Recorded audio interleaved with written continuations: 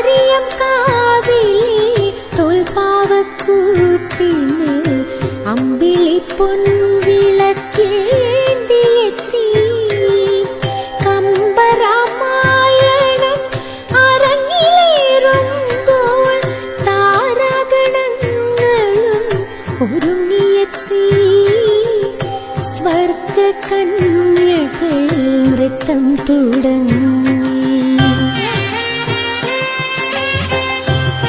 ശ്രീരാമകഥ മുഴുവൻ